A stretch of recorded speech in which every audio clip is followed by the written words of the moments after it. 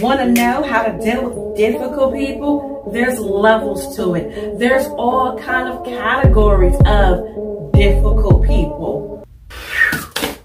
I'm so glad that I still have this college book, Introducing Communication Theory. I'm so glad I didn't sell this book back. Did you know you can sell books online? Instant quote, freesh. I think they meant shipping. Who wants some freesh? I'm not going to use my college communications book, although there are some really good things in that book, but I will save that for another day. I'm just going to talk to you straight up. So there are all types of difficult people, and in this video, for a minute or two, I'm just going to talk about the tank. The tank is a person who is over the top.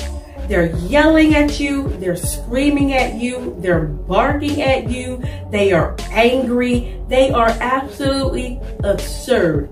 They go out of their way to be belligerent to you. And this is what you need to do to handle a tank. You need to command respect.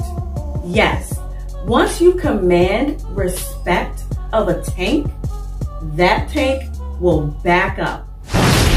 Go to my website, cvventertainment.com, and click on How to see the ways that you can command and demand respect of a tank. I will see you there.